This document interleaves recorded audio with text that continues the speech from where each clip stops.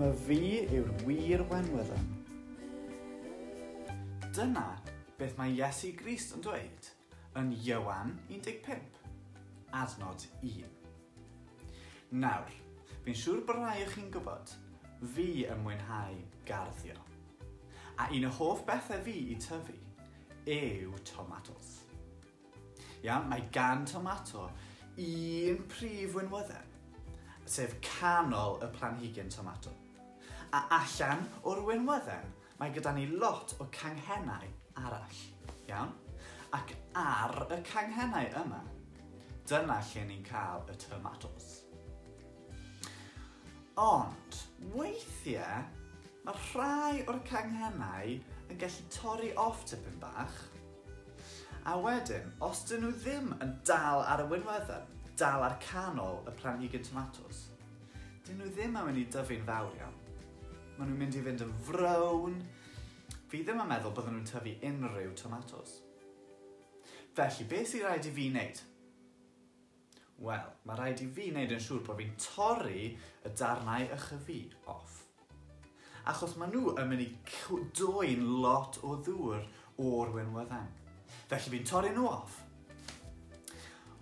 Ond, wrth dorri nhw off, fi'n helpu y rhai sy'n dal ar y winwydden i dyfu yn gryf ac yn iach, a bydd rheina yn dod â lot o ffrwyth wedyn. Ond dim jyst hynny. Mae angen i fi wneud yn siŵr bod fi'n edrych ar y canghennau iach a wneud yn siŵr bod dim pryfed ychyfu. Mae'r pryfed yma yn boen. Maen nhw'n hoffi bwyta'r dail, bwyta'r ffrwyth ac yn wneud y canghennau yn wan. Felly mae rhaid i fi wneud yn siŵr bod fi'n cadw'r llyged ar y canghennau i wneud yn siŵr bod nhw'n tyfu'n gryf ac yn iach ac yn dwyn lot o ffrwyth.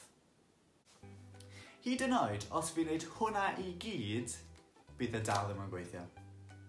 Achos un o'r pethau mwyaf pwysig yw mae planhigion tomatos angen lot o ddŵr i tyfu tomatos mawr.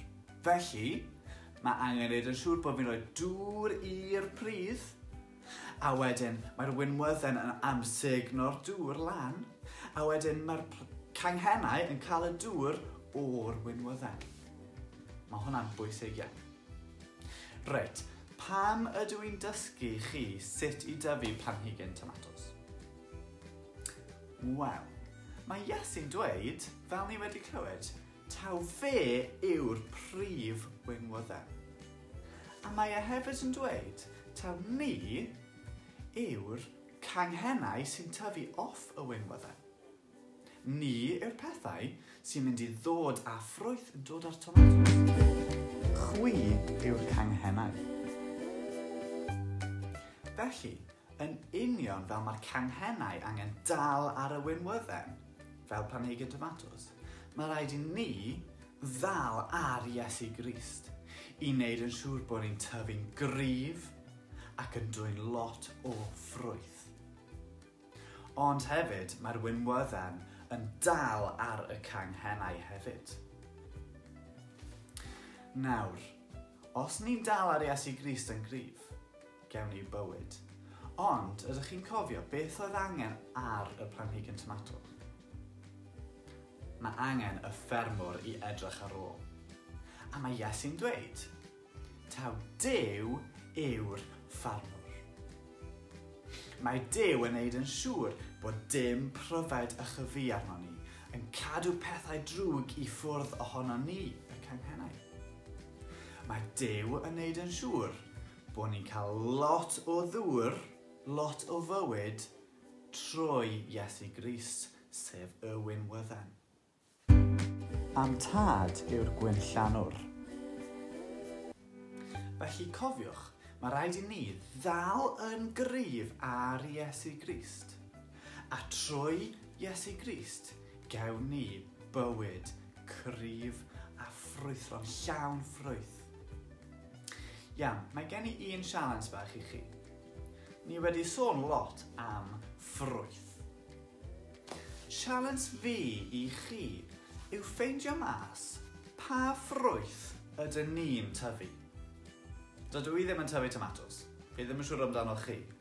Ond, heddiw, falle gallech chi ffeindio mas pa ffrwyth ydyn ni'n tyfu trwy Iesu Grist. Y fi yw'r Wir Winwydden.